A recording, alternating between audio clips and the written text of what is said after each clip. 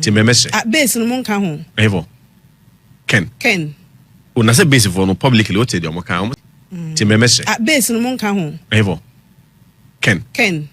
Una say base for no publicly what dey o ka. O say afi no wo dey dwa ato e beto Ken anim. So o medi o banim. Anti say me am guy Ken so o yere ma penny o ma 23 there. Me ntimi 24. Anti o mo dey dwa ato ane ba. O na be che so be so ma na o nya dey konsu. Nemo me pempem dey me so NPP dey.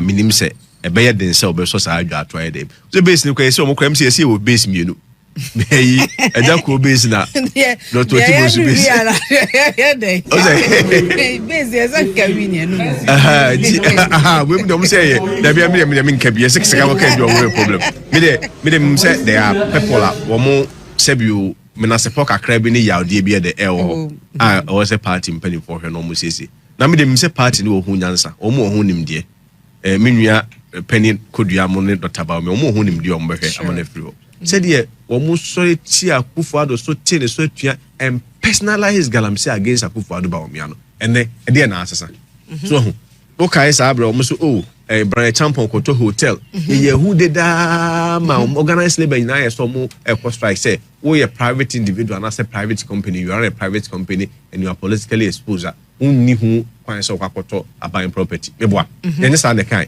ono aban listen the company na so oni ahoden woton nti obi mu anfa sika mechi mu onye na aban fa bi no no fa bi omso mu nti bi da ewura Brian Champon company the nti manager sa na no ya ba ye na yakofa bi ama Ibrahimi recognize what you have to be consistent you recognize what you have to be consistent sabi o treno o say empeja nyina ye dey efirade ho na o bra ho ase ade nyame ye dey e ma so timidien kakra say ya menenam station na me kasama party no na me di party ho adanse na me bo party ho deru the NDC ya enje no ni atwe Ghana for adwan ya dey abaso eno na wo so obi a hwe na dey timidi ba power because onye nyina na betima ya dey I be on the committee.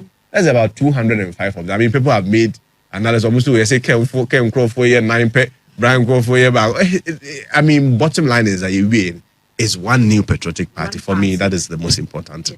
Abusia ene mabom nsem hia pa de ama lawyer Kwesi Kwatin wono woye NPP ni dihie mapapa na wasan ye wakasamafo de ma Kennedy akompreko Agyapong ne wababa nsemani abiebie nsemani pa ama NPP amonyokuo wono akoma tom yem fise wono ne de woni Kennedy ne tu agina nti de free Kennedy anumu no eno na wode atudwa nti nensem wo kan ye no wama ye hunu se NPP fo no ankasa no enya ade se Kennedy akompreko Agyapong bibia asie a odwene se enipa binom akekere ne sen gu na chi abɔ ne yam anase maburu bi edina tem eni ade no NPP amonyokro no da so ade da na ni so papa si ne so number 1 a bibia ni hono mo a ebetumi ayi Kennedy akompreko Agyapong ede no afri NPP amonyokro nim eni se nti de ekobia no sa ena SS eko ya wono waye krado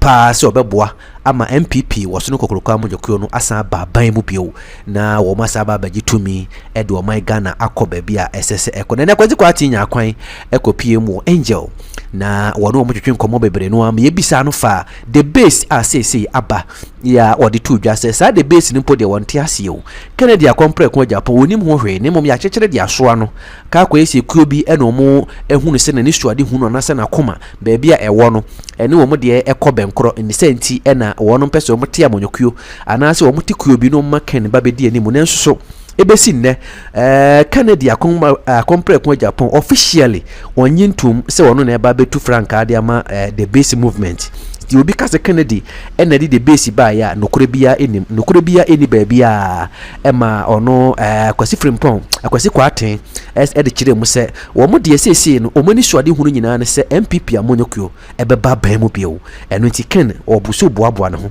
enti ene tumi a ye chechiche no NPP mu ne ade ne se wo ho na wunya bia ema ne haw fi se committee na ye tete committee de ebia emprempren agina tukuo bi aye paw se de bi o mbedwendwene ne hwehwe bi nti se odian be mu a na no nkire se NPP ayi o yipamu eye denia aban ne be kaewo na ya ma obabi ama won soso wakakakɔhye ama ne de okanyina ne se NPP ebesa ba ban bi na Kennedy akompreko Agyapong onjae NPP woda so ya oda adwene NPP oye bibia no NPP nti NPP fo nka makoma to me say de woni Dr. Alhaji Mahmoud Bawumia woni Brian Agyapong woni oseye wodi twum ene afa engineer kwa bana Agyapong woni nyina ka wontra pam ho a de omode ba no ano ode ne papa ya ebeboa ama NPP asako na yenko na yenko tie kwasi kwaten ebra okopie mu Angel na woni yenua ba ebonkomo ne eniema wada na dini de edi kan edit ye pa wadaro ma like video yema me mesrew wo de like video no na afa so wo wadwenkyere bia obetimi de aba na obetimi so wa share video no de amame nyame onhyira wo pa and yera kwasi kwaten awaha okasama yera ken akomprekwa Agyapong oye a member of the New Patriotic Party NPP amanyuku no ona no pay ye ne no edin komoi eti wafidie no da ha ene na mo adwenhye no mraselim di kaka cho no medin ni ohema sachiwa frame haji aguda ne yanku yenim mira memwache mo akwa ba anopay ohema mejo so kese pa o ye share the link ohu media to my friend okay minim say odibema en chekra Ashanti also betimi aba Facebook Angel 102.9 na wa maye adin komo ewo honom oba na wa share link na mame na feye ko yenim sa na yes chase no over the weekend and komo bebre na akoso from both sides of the party tissue uhwe enkomo bia na no pe kra ba yese yesi nipa be say 800 na yayi wo mu free constituency elections a ekoso mu atim say enkomo ahase a ebobo ewo NPP party ne mu ewo mahobo mu di leaders on the party na nim so they can wrestle power in 2028 elections and sem bebre wo ho nti na yatena cd na yese twe akonwa bira kwasi kwaten memo akwa babiu efie ne party mu boko de ma me so meje so bio na me so ma ba wa so ye so de ma me so mentia meje so dodo na mentia ai arefo ne atiefo nyina o ze mo fidi ekwachi pa o nti obia tv nti me de e ma honwo wa kese pa se menya kwanya e wa fidi so ne wo twetwe nkomo menu wa twetwe nkomo pa ne bia won kai I bet our videos. Oh, yes, it's true. Emma who was a menya sa kwanya ne bio. Medasi. Na yeguso bo adwuma no a madam mo so na mo boa ye ma ye nyansam no de ko. Ma de di kan kra no party mo te sen. Me nim say ayi abrofo mo ka bi was beyond my pay skill.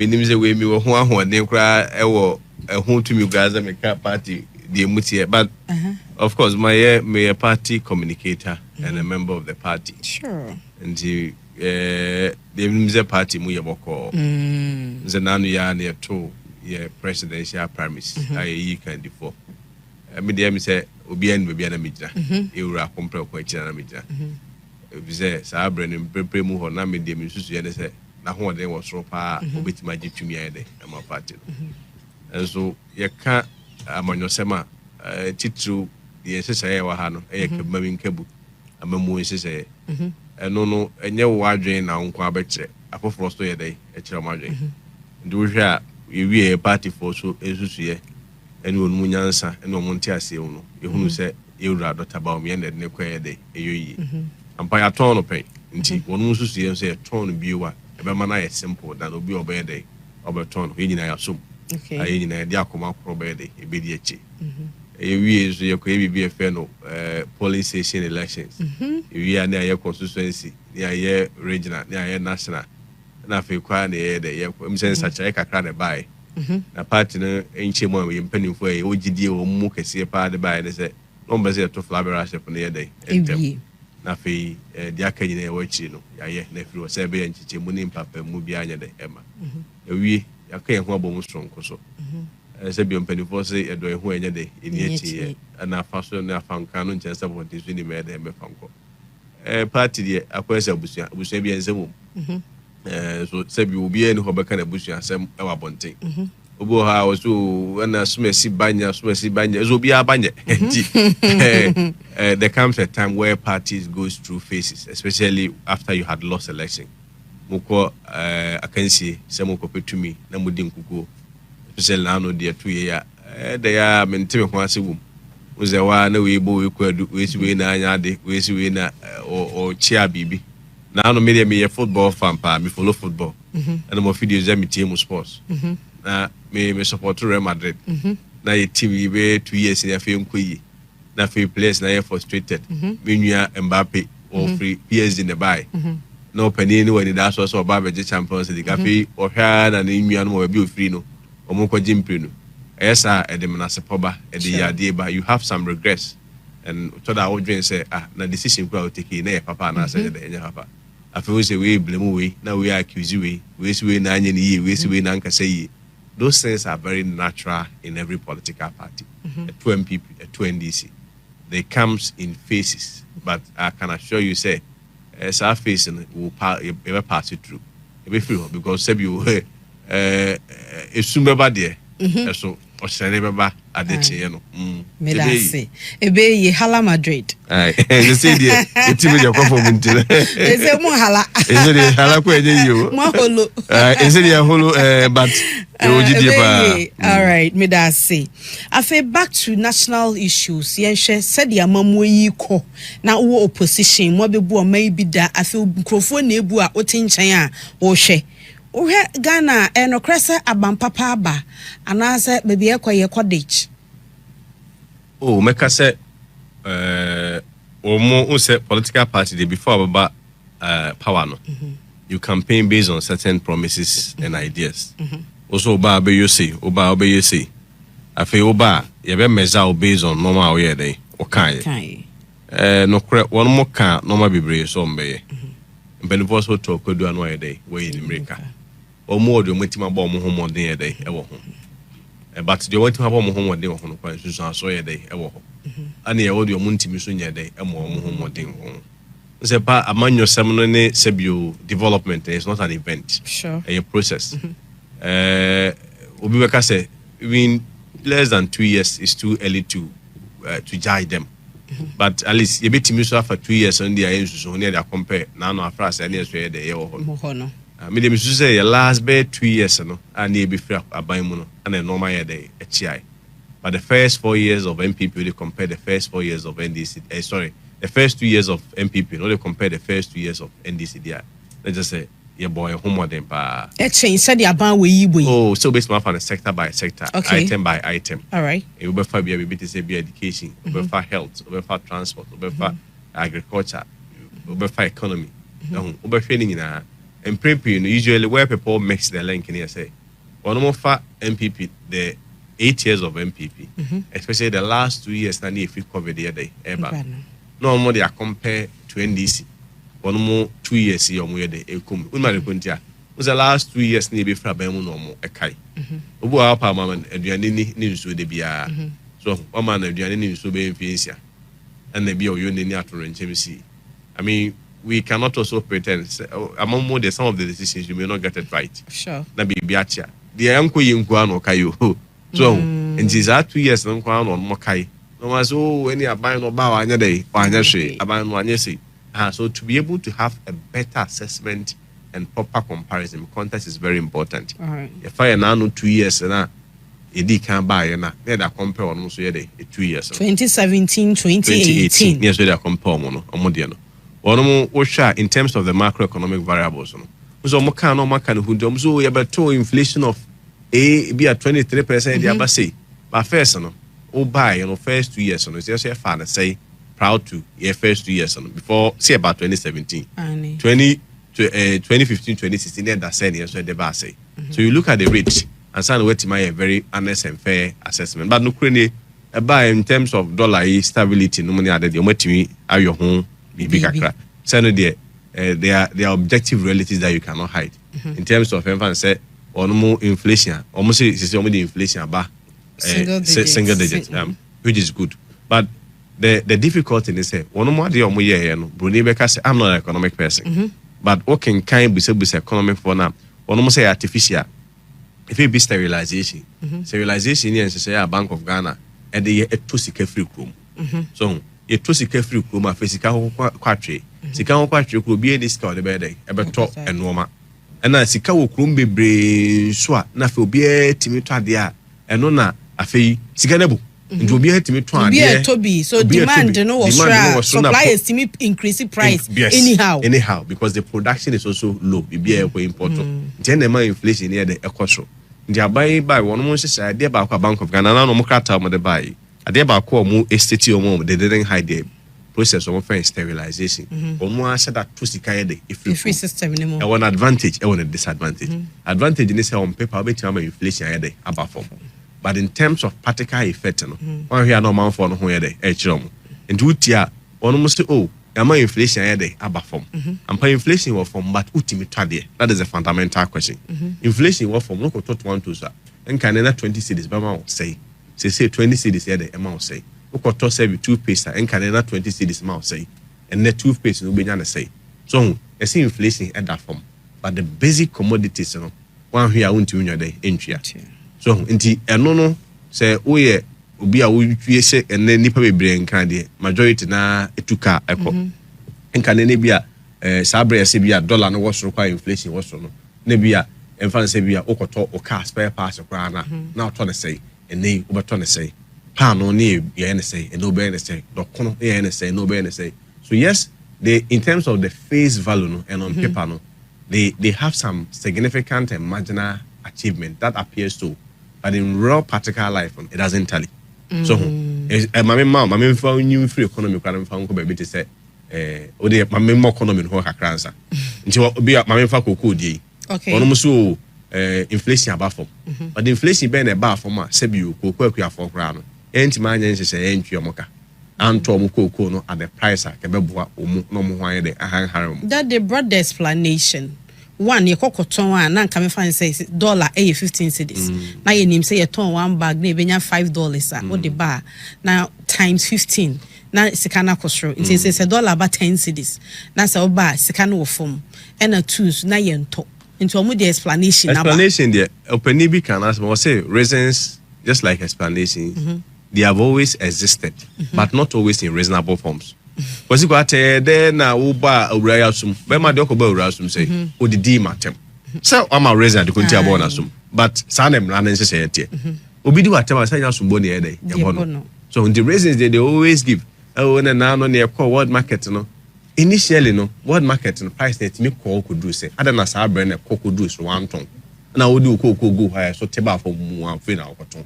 It means that no, in terms of your intelligence, information gathering, understanding of the market when you're the own chassis. I mean free economy ho. Na memra sector be say ngomesua. What I say? Well, ho de unse ho na me ye hodwuma. Ti ho de me wo hu nim de kakra. Ngomesua ho nhese ya wo mkai. Wo musu omo be yi enwiane the procurement of food items so be decentralize. Wo kwa de omo da head teachers no e ka che head teachers ne say omo magi ni nyina ya da ma omo. Because omo say head teachers no influence on nkora no. Head teachers no so omo any procurement benefit bia a ombe ya tonwane de ne ye bitimi kwa katon kwara na sum ehwe omo sum so omo koto abama ai NDC won mo koto ma omo baaye enne me no ka say procurement of food items na ka say enwane ye so omo ye dede ho ahoni no enne ye mo amfa ma head teachers no they are outstanding areas ko omo ntimi ye the entry na no to say offense Charles for ne head teachers ne say one man who meet my close school. So if you pick it sector by sector, what who say and what we bring kuyi. Now no yeah the ambulance ko ya omu di atem ka hu ye hu sem de. Enya na and now your makofa says abobo ya toys ambulance bia afo mu defend. So nti no money be brave. But you must say ambulance. A vehicle I do a mobile concrasi aka ntimi nko. No makwa provide the health care. Nomenclature. But omo mfa nipa ntu. Nomenclature ambulance nche say nipa nkwa na dem. Nomenclature. Nomenclature a name a din to na yes say dey. But we dey nipa na kra. Nti omo friend say. Omo di nro ni. It's just a vehicle. Na yes say dey no so a vehicle. I do omo koba. Then if they are providing vehicles they should provide advanced vehicles. No, but I'm just telling you how the standards have been reduced. Ana enyo mwa use no kure ni enye ne bibia ko ye bibia Ghana for hold NPP to a higher standard than the NDC. So enye ne bibia nti ade akufo ado ya yemfa nche no mahama ya ye be de be mama one clear instance say mote galamsey hu nkomo ani galamsey hu nkomo be ye nkomo titiriwa to the sense a whole organized labor ne ka organized labor e your mind adwuma yefu nyina o ono ono nyina sɔre sɛ wɔn mu tie atua e wa ban no so sɛ obiara de ne nkuku ne nkaka yɛ de ɛto obiara adwumadi a odi e ma ban no wɔ de to why because yes galamsey mesi matena radio sunu so omo se ye wo nkwara na ebi kwa ati bohu mienu ebi na bohu mienu yensuo ni ho ahwani sei okay ewura mahama wo se wono mo bo mo cheche the campaigns of the NPP omo ye galamsey menua ba ohema omo ba ye akosi sei what you say campaign be na ache no wan na ye se wo na ye galamsey so ene ye ba yi the difference between galamsey and NDC for galamsey ne say MPP go galamsey ani ase ye nyina no wono mo say na dey was only at the top level but wono mo ba ye kura dey you could see say now womo decentralized galamsey na ma whether top whether down afi kura dey ati se kura nji galamsey no mo ka ho asem has rather been worse. The only thing the NDC has been able to do when it comes to the galamsey conversation is they've been able to manage the media space so well. They've been able to manage the media. Are you sure? Yes.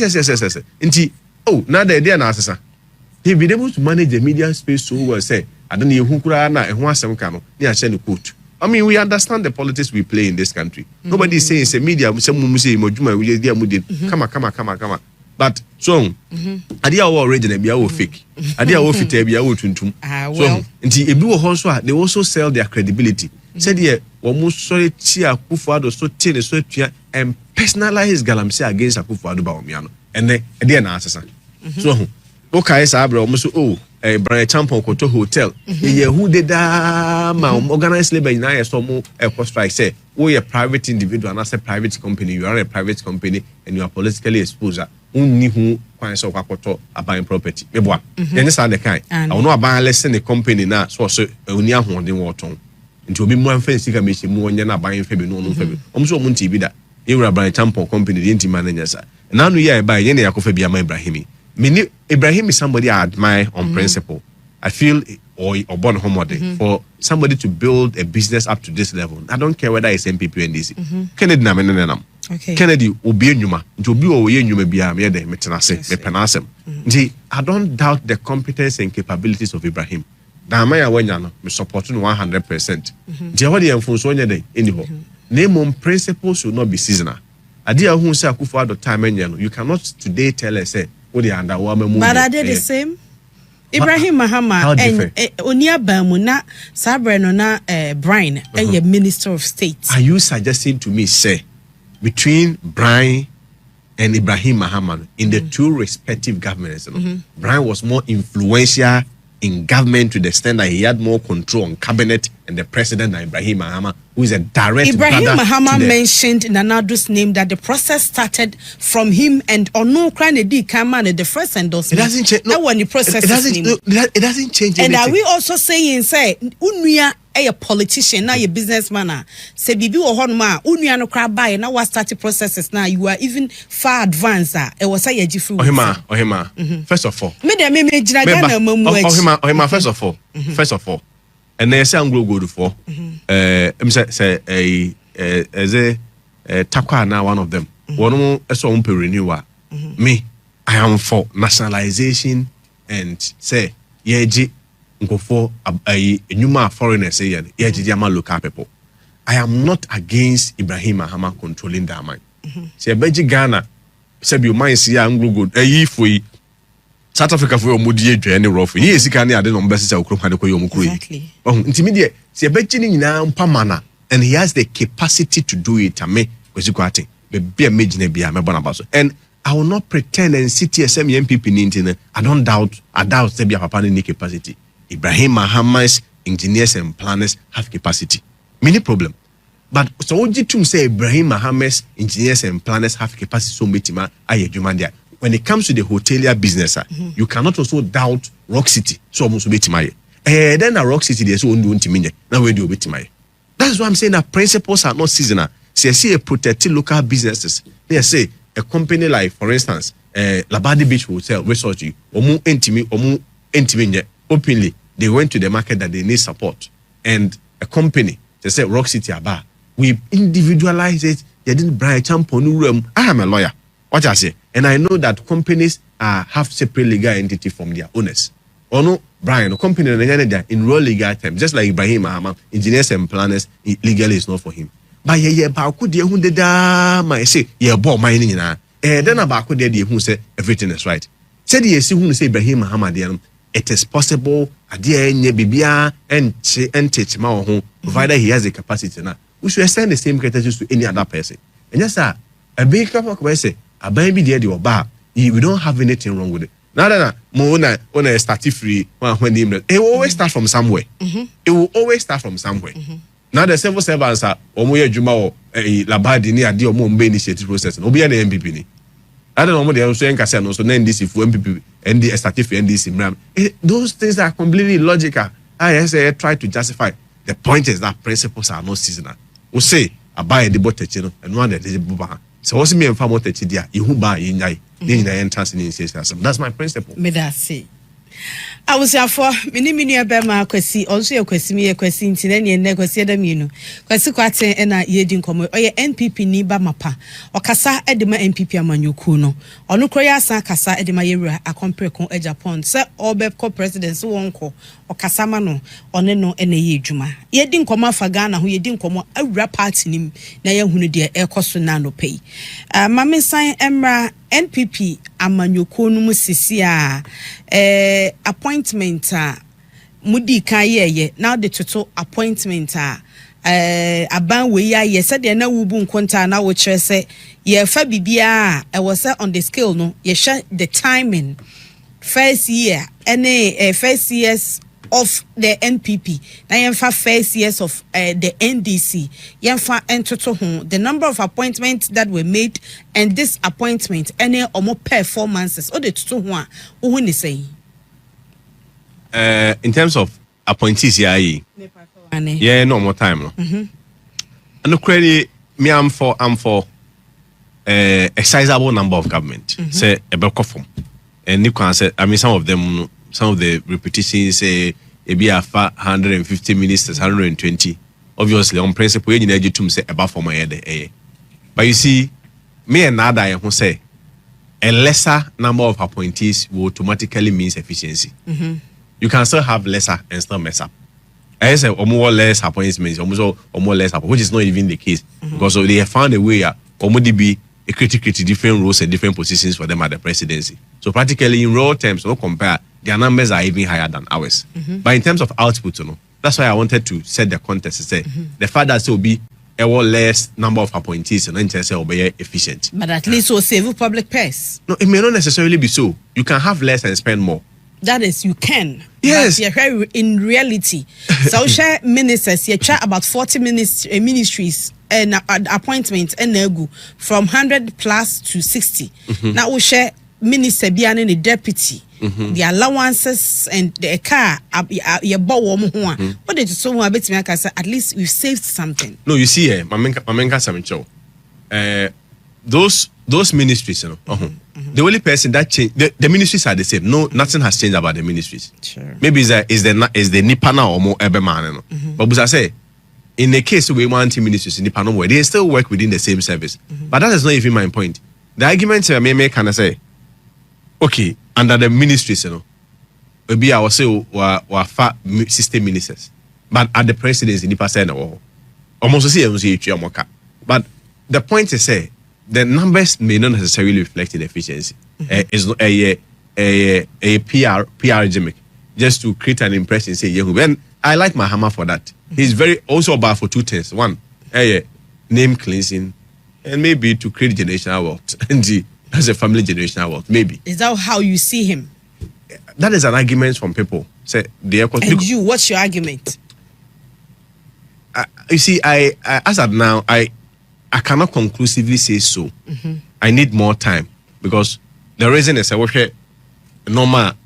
Okay, PDS. So I'm gap be no money in Kofo in but Daman there's nothing, no problem.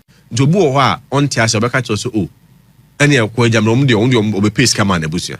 But I don't want to subscribe to that view. I'm a lawyer, I speak with evidence. But I mean those are the speculations that people could say. I don't want to subscribe to that view. But at least there's one thing that I can confirm that he came for name cleansing or by so but tinny ho. Nti I say I mean, it's nice. Ghana for isn't it a way Ebemanaya things right? No, if indeed he came for name cleansing, then he will be doing the right things. And I make us say, "How do you born abaso?"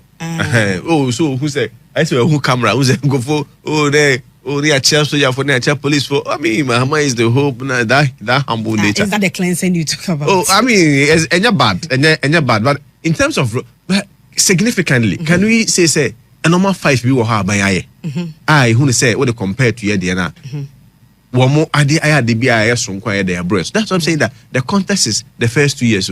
Okay. The context is the first 2 years. And again, even it predates the first 2 years. What message do you inherit? That you needed certain numbers to cleanse. What I say. But you need to two more principles say in terms of the numbers we need there.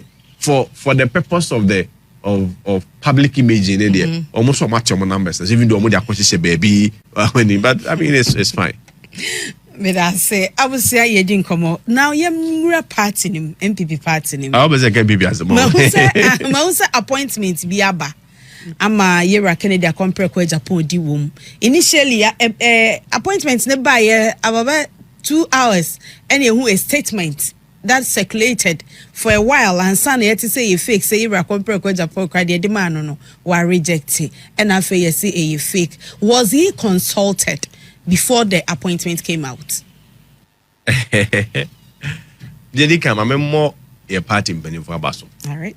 Me who is some dear or won I the party na show monsa. Until one more who named dear.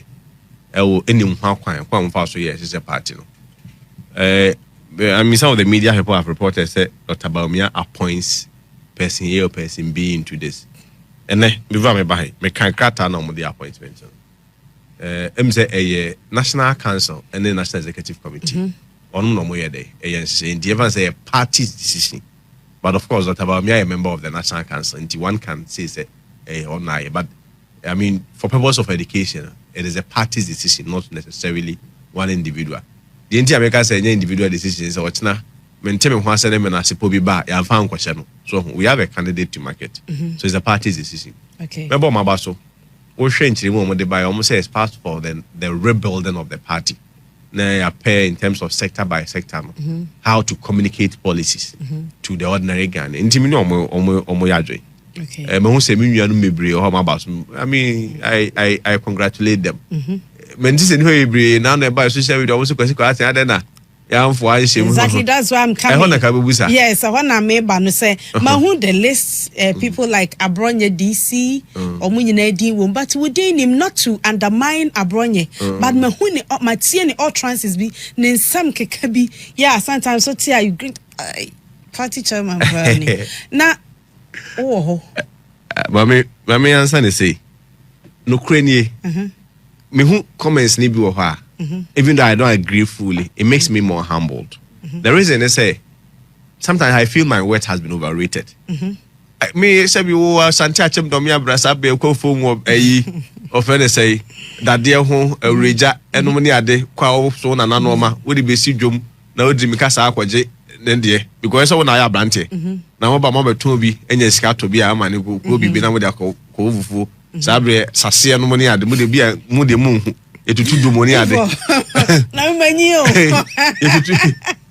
so bia wonyi ba wonya experience etutu do money ade ko konkruma abati abaye ne ehun ye twa bia di ti kakra sa me kai man bia no ne me nana enya akasakasa no ka chense nkurase fo asefo efia krachi ni bia ne fi obi anya ban ketua, which was true then. Now that's to give you a picture of efia me dem free. Now, Mekai said, "We 2001. I was very young, so very young. Now, or call was on an now, a teki time I may after 21 years, a Ministry of Education. Then I make her Henena and Jessica Cottonena, a Bushiani will be antimanto and another person. Then the Meresa, a Brantiano Corano.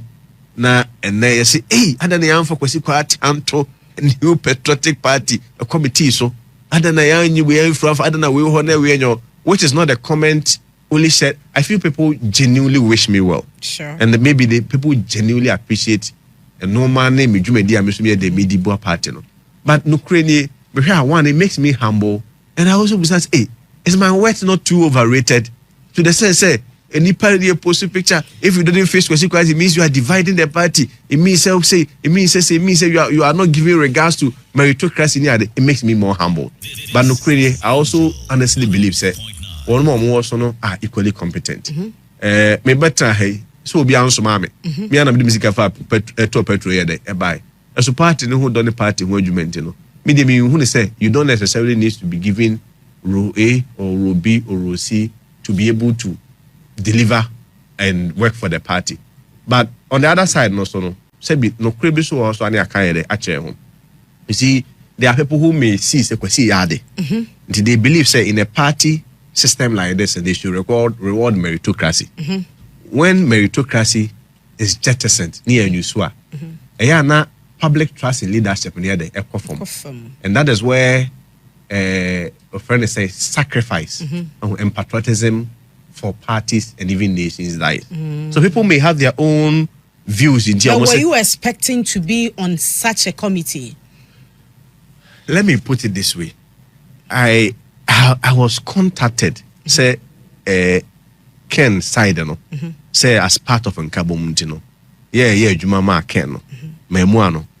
Kaya so yemboy hu fa edimra no mu ebema edwumadi bia yede ediama party no. I of course reasonably was around the conversation of the committees.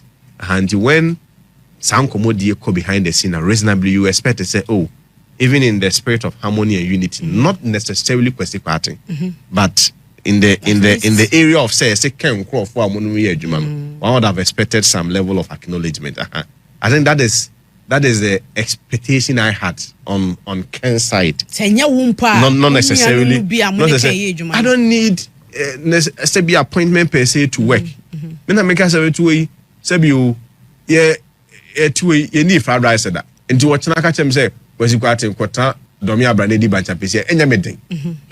Because but at least we're expecting some level of appreciation from your camp. No, not necessarily. Because the context is very important. And you me to na me say two about you in South Africa. And Penia, which name I shall leave on mention. I don't think I have his permission to do that. But Penny pa can who be? Make a decision, communicate party decision. Was he uncrow for no? Young Kamuni now, Timid say sabotage. So that will be the only basis. You reasonably have an expectation for the group or request say Mudia day, say young Ken when you're day a moment. But no credit say, let's never buy a party penny for me and for power. They are very capable. What now say? I like you. Omi answer for power. Omi nim hu nyansa wo him die. Omi so kwasi kwa aten de bia na ho oden wa ha. We ma ho oden e de wa ha. And there any committee necessarily may not be working team. The committee they be omo kwa chance adwendwen say Ezibia agriculture ezi Jennifer Queen wo honim de say ba kasa ne agreg ho obeka ho asem ampa so he has been speaking a lot of matters me am of a bright won kwa na ne di hu nkobo so woni kwesi bo twenu nko ya adwuma omo be ye na kire so metima ka ho abom eliama da ku lesson time no ka na adwen kire ken de so this is one ken tra ku ya ba go so nya adwuma na bi e mo maka bom nti o sere anti I mean bottom line is that people should not be disappointed over my absence, because me myself I'm not disappointed, and it's not about knowing my worth, but it's about feeling say my worth has been overly hyped or overly appreciated. I like to be at the background in a very humble posture. You recognize what you have to be consistent. You recognize what you have to be consistent. Say you treno say impage nyina day if you rather na o bro ho ase na nyame day e ma so timi de nkakra say ya me nam station na me kasama party no na me di party ho adanse na me bo party ho deru the NDC ya enye no ni atwe Ghana for adwan day aba so eno na wo so bia hwe na de timi de ba power, because onye nyina na be timi day I be on the committee. That's about 205 of them. I mean, people have made analysis almost to say Ken Crow for year 9 pe Brian Crow for year back. I mean, bottom line is that you win is one new patriotic party. For me, that is the most important.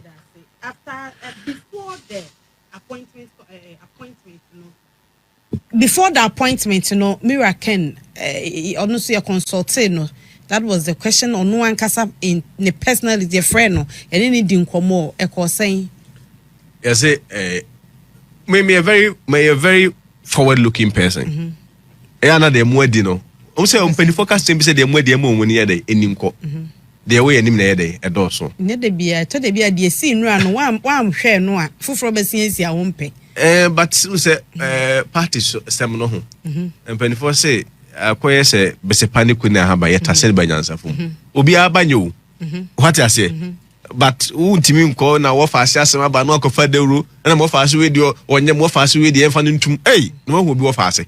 So enti ni nyina de nyansa ye de eto ho me de meka ne say what is most important is say me sure say akwala kro say ye funu kra te say NPP ate committees bi enti ewra kan so ye de because me person me say afterwards no onu when ni di nkomo Ken I meet Ken almost every day and even enura kra na ye wo moving pika ne say Mother's Day ne so ye ko na yire ho na ya ko lunch ni ade and I meet him every day. Last Wednesday me na hear Champions League, Thursday na mo ni Friday I was there. And Saturday didn't mention and not crying and no. When you only the meet time be a dim command on some of so this. Was he consulted before his position? Or is this the position he was promised? You see, I don't want to personalize it on him. I want to believe say neck and then National Council or more chance no who say nipa say wo ehun nim de na party adwuma na say soldier adwuma say be free wo yem free abribia you should be ready to work me hona me fa no. He wasn't called, but he's okay with the position. Okay, he's aware. He was aware. No, he is. But before, I'm choosing my words carefully. And I am too. Was he aware? Was he aware? Say the name. And I'm pounds to be a cast to because Ken is not just any ordinary personality. Yeah, the committee who me I would expect say yeah, who didn't communicate where he would want to help. Well, Ken is not really bothered about that. Whether say be a informal or say informal, he's not really bothered about that. But it would have been better. And then they say, party you na say your friend you that. So they be you just keep doing better. What I say. So he has accepted it for the sake of the party. No, he's not made his position on it. He's not made a position on it. Yes, that one I can confirm. What said not to committee to say. What? Say dear what? Yes, why? No, say not on him from the beginning. Oh, so what? Say young one. Because he's in the known now. I mean, because many Arabian interview. I don't know. Let's me unu dia question I do baby na say. Arabian was asem ne kan no. What I say? He's in the known. Say dear wahu. He's in the known. He's in the known. That is the most important. He's in the known. So that committee. So, but no Ken baby and this is any focus. I don't see any focus, but his attention is a bit divided now. His attention is not really fully political. We say you trouble no or call around so baby nyuma. No, okay say you trouble no you trouble no nyuma no person yede. But Bawumia also believes in job creation. Ken believe in job creation. Mahama believe in job creation. President Mahama. And he say, this in the world, so same people in the world. So, one of those young quanoma or the cry day about for the or you be timibia, numerous one or the oko. Tia tuma no yan trauma no, but beer the focus na attention be black with the pie, and you man will be enjagra. Bear some 2-3 months from now. 3 September, go to me say, you're launching a Juma way, you're launching a Juma way, you're launching a Juma way. Say the way also be Buama I create a lot of jobs. That is where most of his attention has gone. And now, also, you know him. Say Sebiu Sikasem or Yipa or Tadeboa party. That's what he's known for. Tears or Koyajumoko elections waboka. Ukoya Jumana Unia Scadi Bibra, na fee. I want any bar party no here be a opposition. Now they are there or they are boy. As to whether say appointment no or beja tumana so in tumuno. I know the said Ken so Nakora. He's an adult, he will make that decision. Okay. Prebu or how to make dia kaso ati we die. Nipa hunu se metimario. They will mean to see who say a brave woman as Messi and Albert in a woman named dear. A woman sent whom find the Emano. So, no jobs and it's employment be committee and also show the exact nomenclature. But I mean, he's a job man, he's a job creating man. But for all you know, his job creation is not on policy centered. It may be say a practical job creation. To which make us so as Messia no been tin won him the manager day enyo. Obetumi so aka say when the miam pese me dey meye. That decision he's not made. On ka ho asem on kasai why din. O ka ho asem a ye ma Ghana for nyina dey ate say me see na say na ejina. Dem mo krata e ba ye say so reject ne dey in free na kache. Oh, okay. Ken to so no da be na obi hu Ken say why issue. Ken the obeso waka be waka. That's Ken. Ken doesn't need to hide under statement or anything. Things change into it's good that one way who say I'm in few on no in few no. Say statement be akram na am issue man. No issue. Na on concern letterhead kwanku issue that sorry the signature letterhead be after that unless it's purely business. It is not coming from him. But officially he's not made any decision on but it. We shouldn't be surprised if it comes. Say so obeya na so. And they mean or decide and I like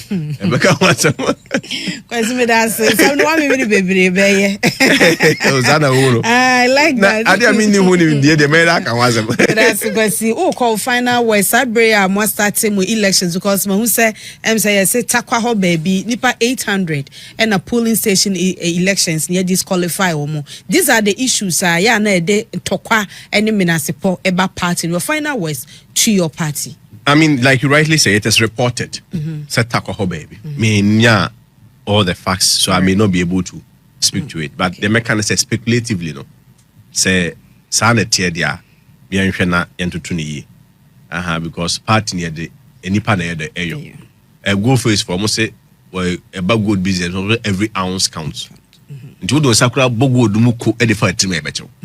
Sana man yourself near the Bibia will be account. Now, no, Mr. Chamatin, so Munyan Manco, it be so young fan.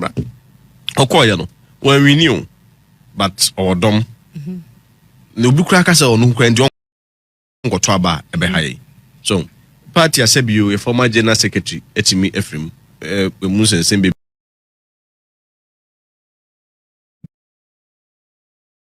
A syncophobia base so near the almost a year, almost maintain once and a crack. And at a time like this, and there's a very crucial period for the party. At base no monka home. Evo. Ken.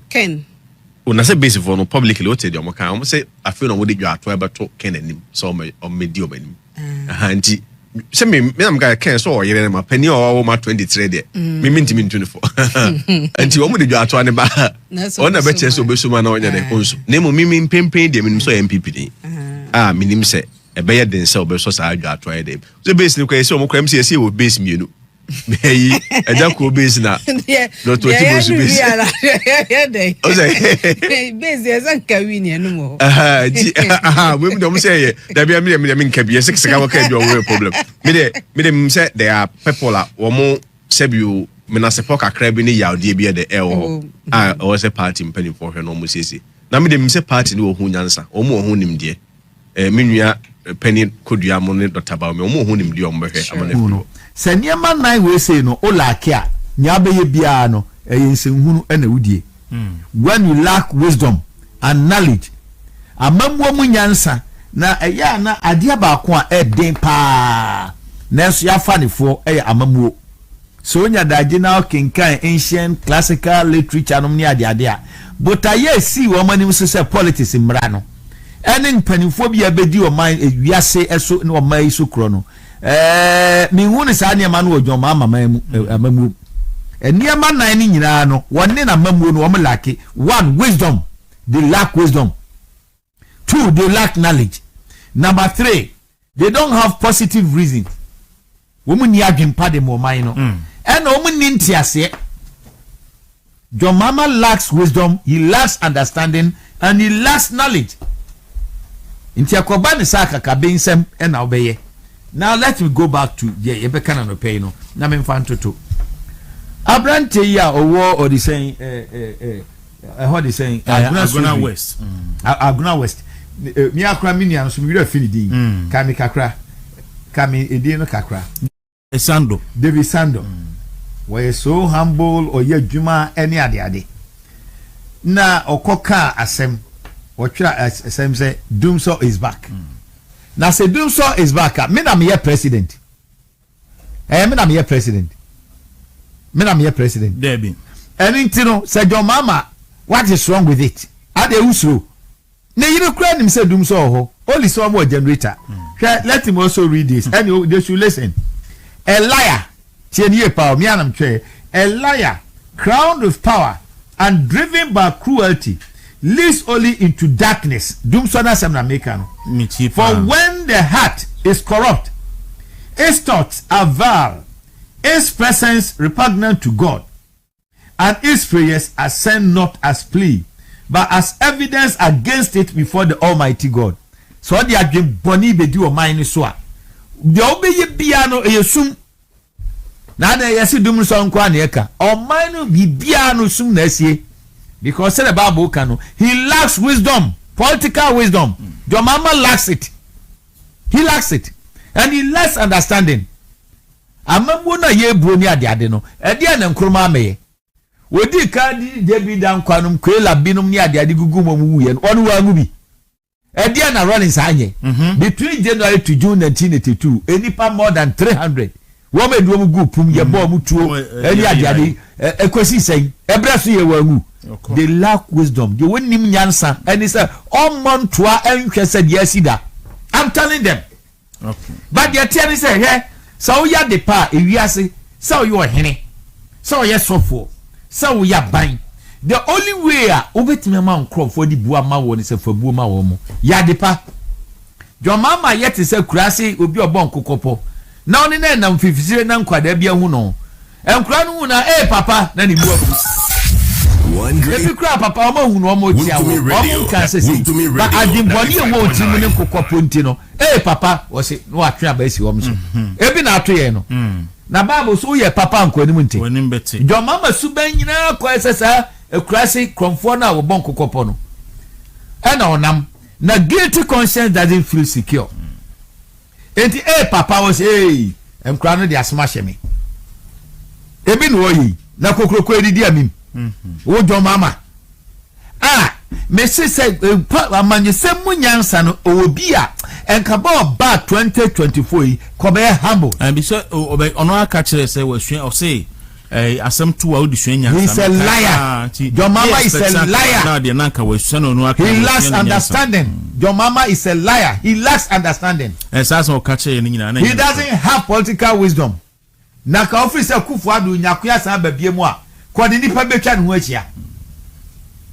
And in Ghana ebia ebra atwa to ni say ebenya obie ya wo be kwasa ba biem. Na da ese den ye ni kokroko edi amim. O ti aze. So onyema bo na wo kasa no anhwe yi a. Che so odi abufuo be kan sem bi ba enya abufuo na emmom ni ye yi ntan ya mena ngunu say amammuo no ye di nyansa ye di nyamesuro ye di nipa ho do ye di manjo na eye. Kromfo pani a wakura se owie ankokɔ enkwada hu wo ye nka asem kra no atwa ba esi wo so abrante de no ye entu ono ane yiri woni se ye dasum mu sa title no de dwoma ma wo dia sa title no eye wo dia dum so wo ba bia na wo planning na emse bia 2016 no ko perform woefully bad no emse bi kura na gains ba ko bi wo ba we dia nya kura o no sector and obet me dina so aka say your mama we dey sebe so any why the beka no tell me da bia oguso shebo da bia oguso shebo da bia oguso shebo da bia ne krofo oguso shebo na me dia me ya ne say enye disi fo ni nyina no e na sebe wo ya to wu ye wo nyansafo bi wom ye wo papa bi wom ba de o ye no wo si wo so ho kwan sansese nyame pani e ba enye da nyina ne betena so de na enso kan disi besa ba biewu a na ko mu nya ni papa fo na wo mu ni bi ba wo se no wakwa ti se amwa wi kromfo wo fa bibia o ti ase o fa bibia. I'll read something from here no huniama ekoso but I'm telling you say party a world record party a na okum judges party a na okum ahemfo party a na okum timamofo asofo okum asofo party a wonsa ka moja party a di moja ne sanye eye NDC. It is a kwanya kwasa babiewu a kafanyansa. I'm telling you, yeah, NDC di bonia before 2000.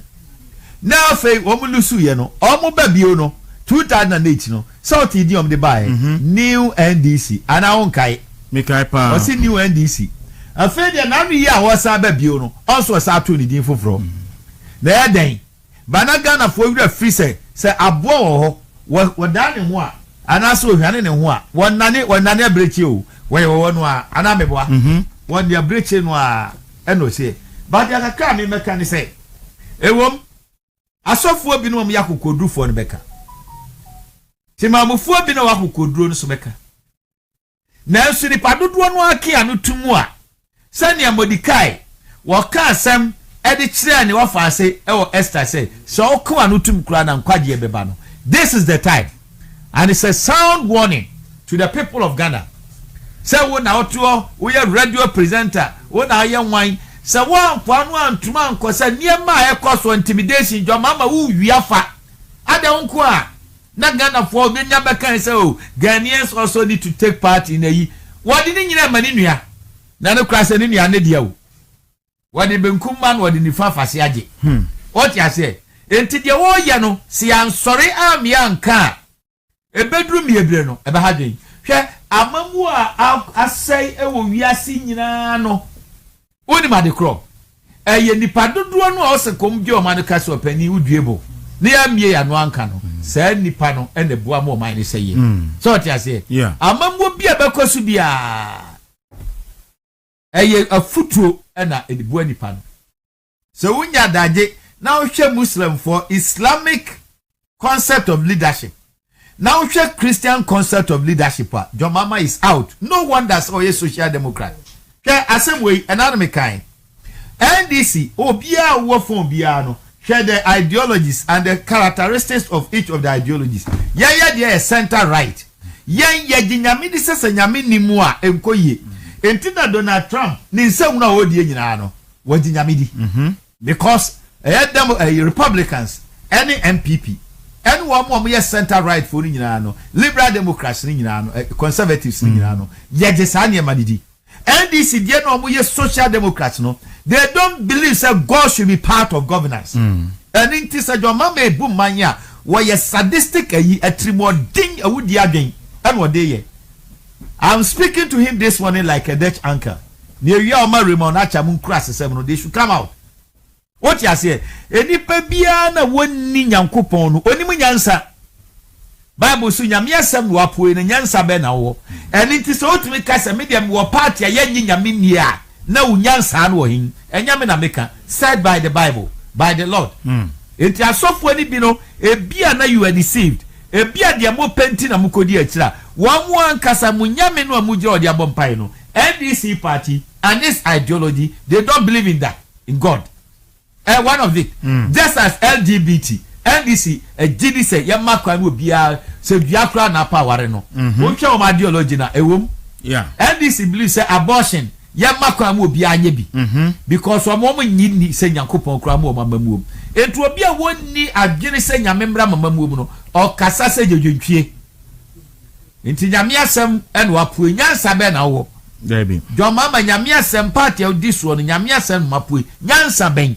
Obi baka so kwa sorry asori ben okonda ben asori ne sen eye vote ntra na no abayo yi a odi nsenhunu ya yi odi sen jira dabra kosu yi Mary Usi yes sa abayo yi ne ho nsem satie ni ne manum no obi ane na ja jo mama damfo pa na kire alaji bi okofa no ene wode no wo ba koto so enum obi ane na ja Echeo na sumesi asa afache nu ahwim no ono so abedi ni sai woni ayimu na te odike ene jataba mo na te o mo party church ya se wo mo te party ni wie ye pa no ya asumesi una o no na to na kukum breben wa breche NDC fo mu no party ni de ya na eja no so be bra MPP NDC o be ba no kra ma che kra bia na abo. They had you and this is what abayo ya no nam oshawa anabo mema oba ya MPP ye no free wa akodi jo mama ho okoyot na janis etu ono wa breche this fo no wa breche wo mo jo mama his excellency ya be kansem na kire ya no do ho ya be kansem ni amo ye eyem krasesem ni amo ye eyem anya ni bie obi na ni atie no onye edi an man kan kire kufuado Sam George kurampo yankuno yamfana ntumu a edi be na wo ye okuje twabla kwa se yankuno yamfana ntumu a edi be na o se ka wo ye na we afi abrante no kan se akufuado ne kun ne yire no otokuno na so ndo nyaso aketua onyaso aketua eno kurampo na ehu oyire edi akwada akosu awo kan sansem ni nyina so bi anyomo yes na sa kando kura ni nam ho akando ni nam ho okuje to ni nam ho Sam George ni nam ho Sami Jamfi wade enanu mi hwe video bi so no at the age of 27 no abobra kromfo wo Agyapong University commercial area ho so o se kromfo de only cost ni betimi pronounce bi kromfo nti ye no ntimi kan sen a obetimi aka no se na obeka ne bia na mu kromfo street is ade ya na meka kromfo a relative ntimi ni dia meka sa kromfo wo no ba ya ubebie ayi odi sen splash lounge Agyapong University commercial ayi honum ansa na NDC crave NPP beba no na gu kodwobo nsutama e pam ni free KME e na so mo pam wo kumasi fo na no mo puanu mahe no ti ase na nya yi a tamwa odi sen o sesi beba be hwe kajetia yi market yi so eniema na mo bi mo awi aton no so bie na no a nka mo nyina mo de dem and this element it me dia kufuado atem ni esu o ti ase ya do betu nyansa be ne wom dia mo ye no nyansa ben achichidia si edi mafa dia ka hwa ne fa kane kumunanado mayen na kunanado mayen no enkia na kebedi ka afa ba control fisi mi suma mani no wonder sa dwem bone e wodwo mama ne ndisi fo ni bintrimutu omo ba bia na ne ma sei enro a me se metie radio station ba kuna me wura ho eye doma nkosuafo mu hono no bra wo mo bone adwuma mo ye chese omo bu omo homoden ene kosua ne ye nto one obejina amasa maika say ye di sikari be ma headmasters and nti sabokina for kran to mu nkosua ni sese ya bomodna ma headmasters into kosua ye odi anya hwe kura no konfo kire musu na kokko ne ye ye ma Damas Secondary School ni kanton kosua ni bi wanchi metobi Sunyani Secondary School metobi Achirensha Secondary School kotobi empotem won toto na dia aka ne mra Ashanti region Islam any voter region central enne wo musususu wo ba ye adwene go wutirimu ntini se ba me be panise Ghana fo o kasa mechew ene niam ekwa hu ntino ene hwe numia akamo diabudum sabe so bia na sei ena no bi nkam ye ntia so fi ya sa adwene no nam kofi odru ne kasa krache nipa oye so kan First Samuel verse 25 chapter 25 verse 25 na obabi a ye friend Abigail na Abigail na David wono odi sen ne kunu ye friend Naba ena ne kunu enkrofo no mo hwenyan so edom kokutia wo mo ena David enkrofo be konje wo mo edru ba bi na ho kire kakra ba na David suma ne enkrofo ni se wo mo nko no mo nko hunu eye odi sen wo mo nko hu Naba no mpe ni nwane kakra mro no mfanye aduane ye koya nam so ye jeje nhwenti nyansa ni mu ntoke kan se hunu de kire wo mo to an wo madi kra no kwama David bu fu ye no twen ye se mo mesene ye koto mo so wure etu oba ni nya ho popoye no eno no so trap nko so edie kwan tin wo mo enti David sia oba ni sia na no si fom so ti ase eno bu nkotodwe no simiru man ti asem no ho popoye ni sro fa chemi waba wa fa chemi na ebo mikru de ni dia ne Naba na sede ni din sitie no saa na otie wo ye jejontwie kofi oduro kasa ne nanim no sede ni din sitie no otimi so tabirijo eya kania as ayiye kan wasma wazabro ena adentina mom ye mompaye utiri so na mra wo no eba ho kire kase no koveta be bompaye eniema wo wakade atia yen ebinie even dum sokra na mra ye koto generators besa 12,000 ye fixia na ntemu kakra bi bae no kra no enso agya waso dem ka ebinie na no ade ati 2 minutes pe ya wo mabomode aye ade no eye niema mienu de di kan wo mu sikasem na ye dan na what electricity odi akọ 28.2 na otwi mu kra PUS asan atum emse 4% asezen asan masade 1 cedi d levy edi abetum na ni nyina no yeda so edesum mu sa mo je mu ntua sese ne de enkania no mutimi gina so 2 days anansa na botai ne say mo mana gina so 2 days na akoka say ye wura fia me aka say akosomo no ahyi ye ni eye ni ntra yade a yadamu abosome mienu ene miensampo me ne wo kasai sadia na omo ye after sa akosomo issue timi gina so mprensan afiri ho ebi a hodi omu num kane ade a me hodi omo ne me tiado ahoma so asaba ada meboa omudum ente ede na kofi oduro senya nsem pa nyame na bons pa de frɛ wo dia kofi ka ba kasa se nyansani ade ba ko ma yesu eniema mienu a me mafa ho ne se owo nyame te bia se de bible ka no na so gya to be fa akwa te bia to ni ho so de tosu mienu se yesu Christo is the greatest communicator. Esan say wo hunu bonyefo pa na wo do de ma no ne kasa mu no he was not condemning enunti no oba no omkochi na dwamamoso no oka se ko ne nkoye biem it was sofo a wo kasa jejontwe kasa sei no eni say it wo nyina nti wo ene naniema ekoso is it right and I know say baba mando ana person atene nka yeah ena branchi esando yes bebuana yes god ya sarbedi akonom se list ekuta no de ebro so obi bi say who next and e bia na mia and you see when na enkrofo say ewachiri but see now kanene na ka of amo amokasa radio so ni TV so kwan na mo no mo ye risk at for some of these issues but na once ukra phone na what TikTok na what Facebook na what Instagram what X ni nyina no obetima a victim because he marry me nu ye twa mo nsia so ba here amo ye normal yi omoti TikTok so omko kan bibi David Sando dey post no ye on Facebook ena yakwa akoche na nyem crash se enti ye betimi na yankopon so la o se hefa yesi obi aye ne WhatsApp status yeah say DC na ho ne incompetent eno anu no ne yakwa akoche no WhatsApp status I'm telling you say nyame na botre no to me bia nipa yenso ye beti ase amanyame na nka nkrofo ye akwa awudifo na nka ka yakwohwe na kuo mu nyina se hunu sa ma me nka bi ncho ha adesra me de magana fo ni se entra won kwa no ntum na dodo afunu mo se ye ba akom yenu dia any NPP communicators no se ye ba akom yenu dia emre bia no these people ebedi se hunu omudie look or say a nation's future is not written by chance.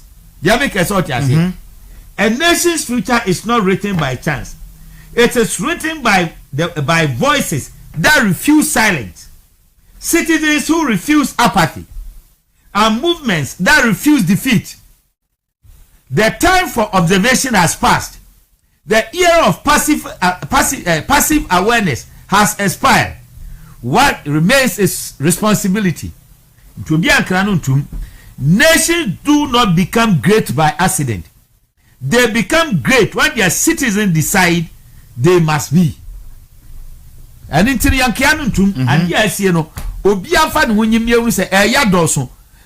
Kum yakuya for me say one kasa ebeduru so. Say you can't me no pena me can say you can no bed now. Me na me enshade am found. But Andra ye colleague Top FM4 drive time host. Onya akwanhia na nansa. Ofrim kura wi. Ye call 37 no bed. Rich no bed.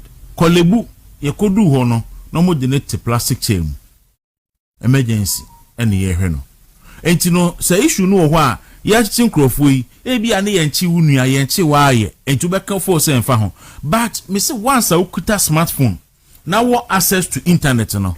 Oye a jail candidate to John Mahama because who nim da betro bibia so nya tro bibi na officially offended pa e say the state security no e be hunahuna on e be chew omo yare but mama because look and some just at time they are tossing me e bia ne sa de we say Ghana Law School ya biem some boy nuanom e wo kwan bi so a we don't have any problem. And yes, law school no moko. Sane be ya o man no ebetimi di aboa. Na bom de di kan say susudia ama Ghana Law School, Aya Law School we ase nyine bu o mu no. Enkoba se be fa party boys ekogum because NDC de o de benkum ma no de ni faje. Our agenda. Mama nkoye party boys. Emma nkoye tibon sekufo ama eya ne ye kan se president kufo ama de no am se akanfo mpe school no omoboa. Wo mo mfifiri baabi no obi okro ni English and maths no watima wie legon. Watima wie tech. Kufo ba ya mo de structures no yes om de ye adwuma no. Efe ne ehuru baabi omo maben. And to enu so mama nkoye yi se okogana law school. So we Raymond Atuguba on a yellow a you on Penfu Eguano, Emunum, Emun they are all from one place. They are all from one place. So is this agenda no? And I'm Pesamuyana. And the idea but more importantly, no, just as when you're getting any answer say, I'll see a beer law school, Mama Fokono. Medical school also needs even more admissions. Medical school. Nurses, they need more admissions. And in your manifesto, you did promise the nurses. And the dear nurse, now say law school na mubieno. So be ultimately no. Say law one coach your friend wa chamber. E be our bar. Name of nina no. The trip ekosi Chief Justice. Now say ubana say Chief Justice or tiswa no. Some which we could di without any hammer. And I say anybody here. Nyan say woman among lawyers will be akon the honey say. And I'm a because Chief Justice not do one where the symbol of the judiciary no why you need without any reason because all promises a campaign obey. It is a uko yina di wie now bana say yamma kwama law school no yemie mama for nkwa enipa na oko law school so wadenia one that is so by Chief Justice near yina dia papa wamu nyine no ma yade law school ni die nipa bebre wa kono so mbekobi na mbobi so wa adwene bi say law no dominated by NPP for into almost equalizing. Sir, I saw my penny mama kind. I be equalizing because NPP want a dose. Now, you mammy, what you saying, Anita. Former Ghana Law School, Penia or Free Latte. Answer, yeah. Obe be in school, no, Mountcrest. Now, Anita, Yamobo Pierre. Me say, Gimpa egu ye NDC for. Me se ba ya so tibon kosu for NDC mudu do na kogu honom. Anita code wotimi nya first degree ye say pe. Obi ya or law school. And one of the radio stations a friend no grant interview. And me MPP for ntina me call law school na msina wo betuma wie. Dem class and my body the ampa team want me. Thought yes, want me. MPP now they took call law school ya you know why you know what ya na de begina so. What you say? Muntu no call law school. Yes, Muntu no want me anyu law. Sam like gim papa who only gone. Now to gim pedia. Emra na what is saying Professor Adai ewo hui. Chesa niema de gu on no enne gimpa. I'm not underestimating it. But I can't school no asem enye hwe. Oh, enye hwe. Oh. Tibon kusufu na da nya ho na Joma ama konya ne yiri konya 2 masters. Enye hwe. Won konya 2 masters. Na da Joma ama yiri nkwa na enye ho aso na kudwo ponkroma so ekubi. Na enye ho aso na Samira, but them get the difference. Anti no obi tie. Enye school no a. Oh, me say na da ni tako obi. Opa ebekeka edi dia bekeka na da ni tako ho bi enti wo ba ya na epia nkrofo bi kogu ho ye obi timi ko school bi nya pass ebi nya second class lower enti no the fact say me obi ni obi awie pe no eje say school tara ni nyina me say tie kwadwo opon kromo be bawo no na kwadwo wadi kan awie kivas tie wie ayi mami Samira obe ba ho no wo awie kan university in any case Gimpa the way akufo be raising no Yamianim a school obiani je ho. In fact, Gimpa is doing very well now. But they are not doing better than a you. Debbie. Oh, they are infanto mami kama se. But the point is this one doesn't nebatie. Me say this one they make you know.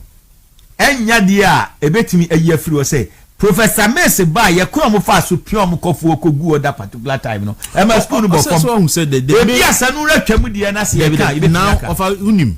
Me say me ma school ni bia na Gimpa school na me ko na no edu ba bia wa to reading mu say afi na wo school and your friend na mwasa ba mu dache no afi na wo school no mo yes yam fa to wo nkogu no bi ni na nye no do sisi ade na ntina make us say and net dey 2 occasions emra mills mo edi nkrofo kogu eni sa mre yi amagye mo fa ahudie no what did they make us yes nya respect Gimpa. Oh no, menya okano metwase na Sandra na wonim. Enen so de. Wo be sia kwa bi Tibonkusu bi wa Yosimo Gimpa me say grad school onkopo ya say no.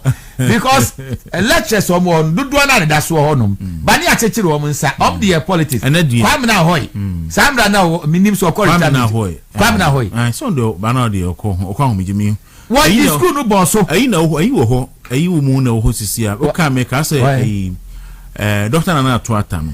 Nana Atuata, former local government. There be we Nana Atuata, ono NPP. Na make us ono na ho sisi. Nana Atuata wo. Nana Atuata wo. But Professor Ndie o makwa homiji. Local government. Wakwa homiji. What the school no fine.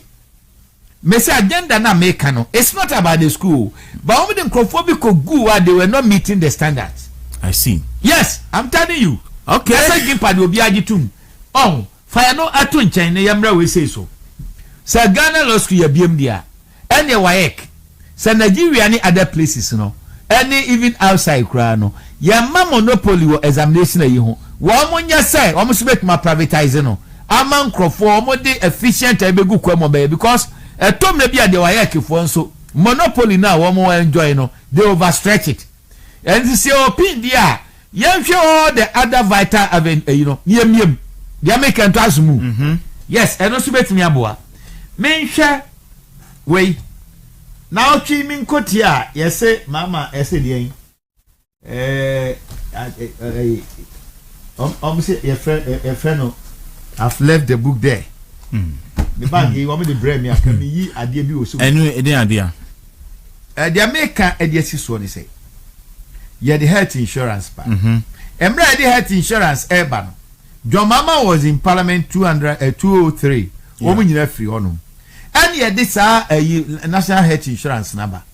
A fair no the national health insurance amadi aba no. Ya yi ne mra bo ni nyina yi ne nkotodwe ni ade ade. Yes mama ke. Na de kwaduafo na fa di to so. Kwadufo wo de chese obi nkoye. Na wo de wadwuna to so. It doesn't make sense. Your health insurance na nkasa. And one person almost say no. Na ekwa say wo yan ena ye bae no. Yatimi ayesa ade no. All right, I'm sorry. Right, Aduma Kubefi, a former director of communication at the New Patriotic Party, had a movement in the morning on Movement TV. Be saying, "Mama, yare, my testing kwabe 8,000 because of change of system. Means test results and information in ashiegu. So on the mama ne hospital no enya data na nhwe. So just almost cycle running."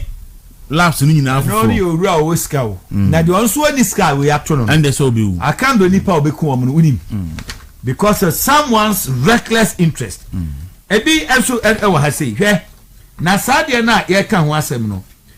We call it phantom redeemer. In phantom redeemer. What it means say the redeemer claims credit without real involvement. And you on the create you. Thought ya say. And so no wapa no akoye. Enyema me brain wo mo ba ya I'm putting everything down. Ya wo mo nam so a wo mo ade without necessarily so mo na ye. Because over the years ni nyina no wo mo the social democrats at all. Yet they don't consider the poor. It is an atie dia adwoma ma ko fi a wo ba no. Ni akofo aye ni Bawumia ni akofo ado aye no. Ye rename no. Na nkoye se ye ne de bae.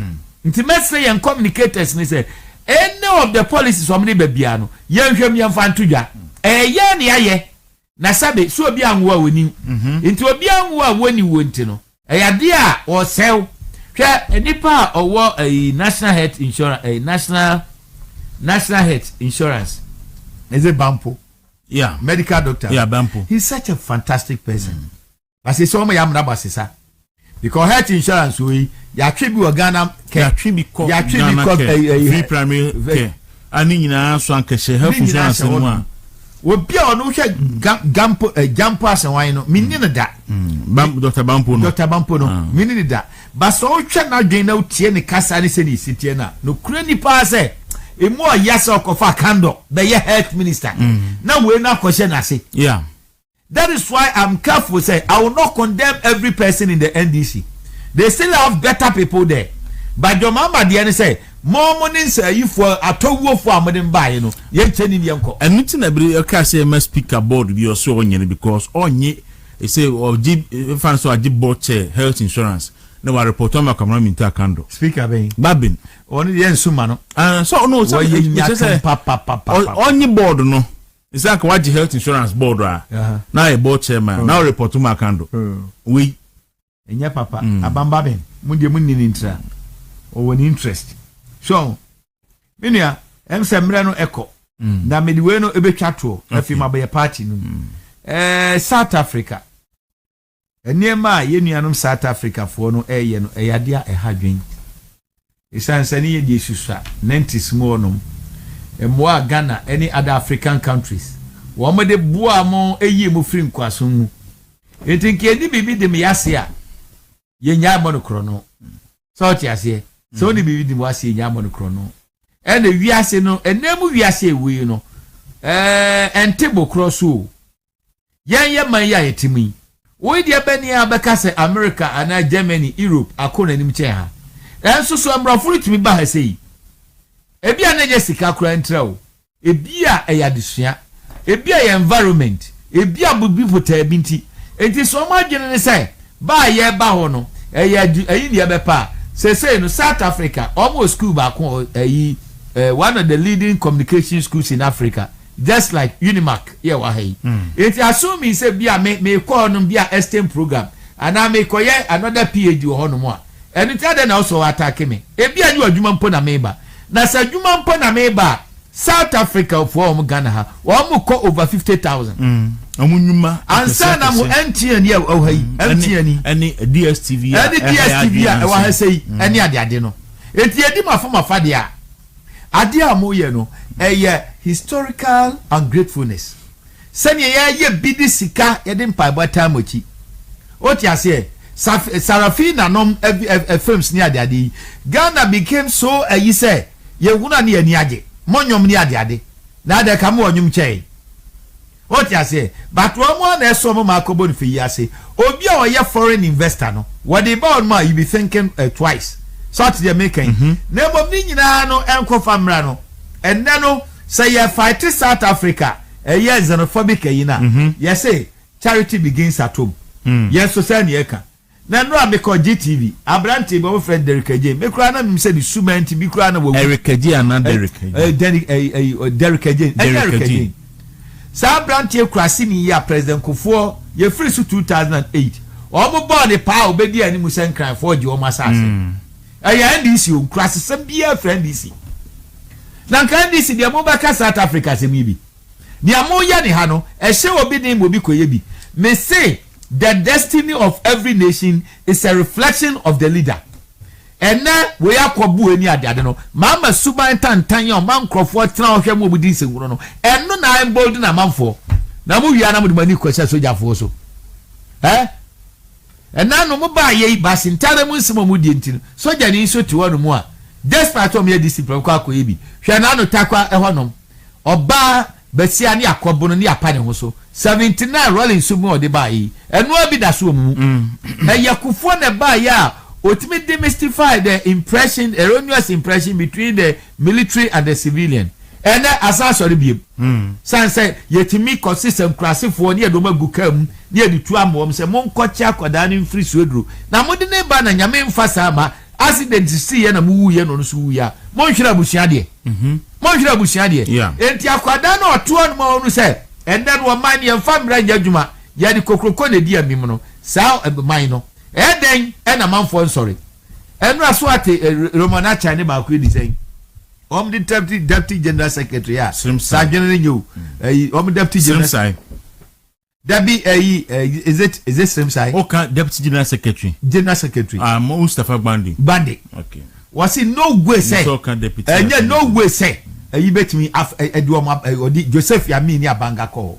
na kwato de ne bodwe enti enema ekoso krono a ekoso samwa soso na sam ko ba ya entententem na no auditor general be ye investigation yes asesa no ana wonte yasesa no eno na nchei obi a okopo ewu adraba o ba ya yesenka bi hwo no ma na ato a ebene wa mo nsam ewo court osimatwam na ho ade na okofa why dey na I say Obama NPP for Obama NDC for and intinima ye komu wa ha sei no ye nuanom South Africa efie ni fie emo ya asi ye nuanom saa yenim se nyamebo am ho ban won susu abenya kwan no bomada na beka ye ho na mom yete ese no osiachi be ye oda onsachi be ye oda ente so onsayem entu am susu no ntwe se oman no ene security atoto ajeje mu ehunu huna wo mu kanipa ahye kasaboa ahye yem eni ekomu a ede yen adwuma sem a eni ha no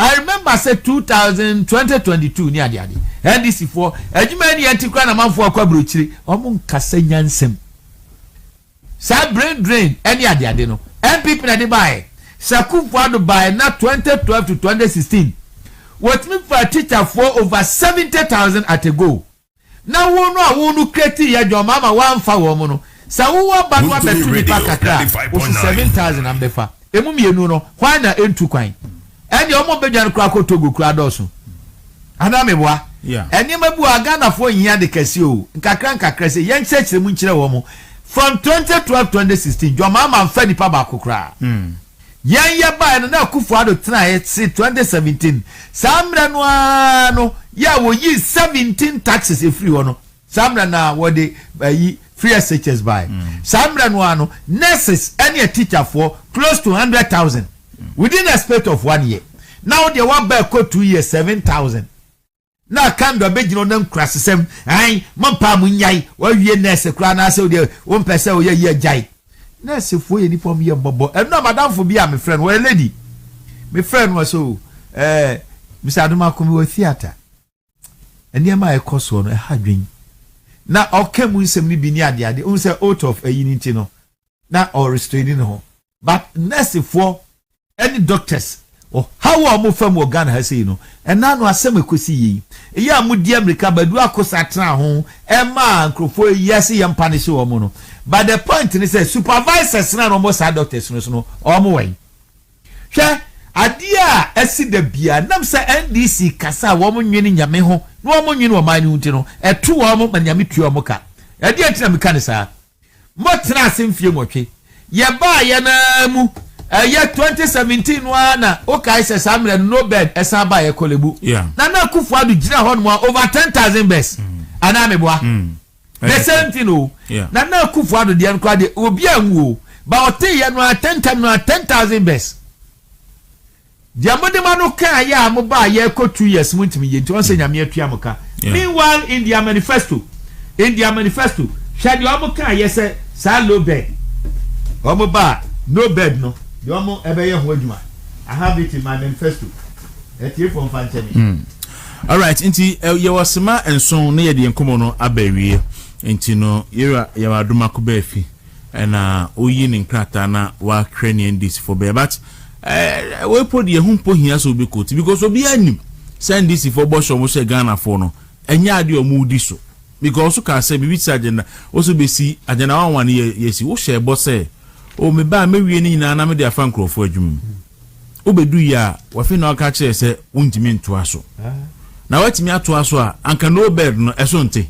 saka so beti wa huma watimi ahwehwema hu oja say anka so beti watimi ahwehwema hu say bia na mbia ni ho anka so beti ahwehwema hu say na mbia ni ho ben den si Ghana for na ya ton color TV akwakoto black and white intino obefa obeyesa no afa ne sa because enipa no bed eku omo no enya misa nko amisa de ne beto abonten be ye popular no anura me catch say no pena me catch me no nko anya bibia anka yen colleague anko no so wuye nti yen ni fancy NDC manifesto 2024 resetting Ghana jobs accountability and prosperity 2024 manifesto NDC we are making at the free page 109 and also item 5.2.7.2.2 we will establish central bed and emergencies management bureaus in all 3 geographical belts southern, middle and northern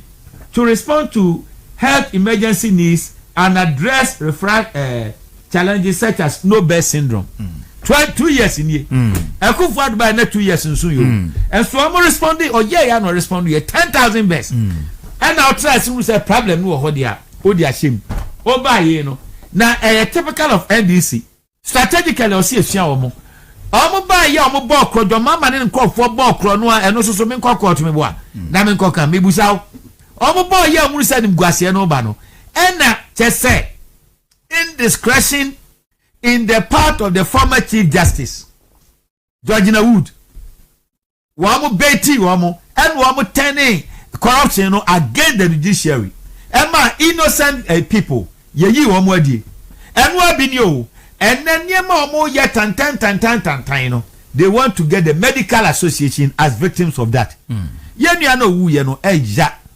dia ye ne se ni nua ba so ye medical doctor ena onyi obi asebe nanka ebia efie nye baso no mpo na ato no a Ghana for the Adwamama tenwa onu na kan say no person do besibu Ghana babia se onu de owodi nti ne boy you na wonu so onu so mu ni din no so am se be ni wo se be ni den ofasman num ye fa anu sini enko yes eti ayade a hadwen oman no se Adwamama pe ese onu ye tena oman mu no bu oman ni ye dia on fa nyamesuro on kai Proverbs 2 verse 10 to 11 no na won pe nyame mu nyansa on pe nimdie no on pe ntiase yamfa kokruko ne di amim say ya kura di free SHS buy say any adi agenda 11 buy yani adi one district one factory buy yani adi digitalization buy ya tito mobile or the saying ambulance ni adi ye mpo no si ahofro Ghana fo a enya wo a wo no odi or the saying odi pad ene buy o wodi e wunyina bibia so abegina na nanim nwase na anu ya yewra Bawumia ye electric you saying buses no odiniti akobo ho ana ohuri one day wonu de tese kwadufo bia no wopadepa wodiniti akobo ho bisa mama sani ankrofo ni bi agimi with all respect na wo suso nsangunu so wo mo de piaka vintela moka wo woni onua wo mpanifo mo amutiaka nyayenim what you say so long as abakoso adi nsangunu enso sa president kofo ni wa woni onua Ibrahim kamuni ho na mutimi ko shaka vintela say emani twi adi president kofo atem na nyansa ni mutimu ntibapim no andis ni bia no abetimi aka ho asem dia ya no betena koimu samomu mu yampe sakufo mpom mu no dia pani be na wo mu yanhwe mo record ato aho emo mo yampanifo mo won no Ghana koko sa akoba sakufo amba 2000 kwa mo ji koko akuafo nyina koko because of kofa company yes o dey investigation efe to mo edisi fo ni koko akuafo general die omro mo emfa ho enhia media no asi na yaba no NPP ye kan nyina no Adamo frifie nyame adom police station said ye wo kan kakra ye de no awie me sramo munyi atenkan frim munyi adamfo frim munyi we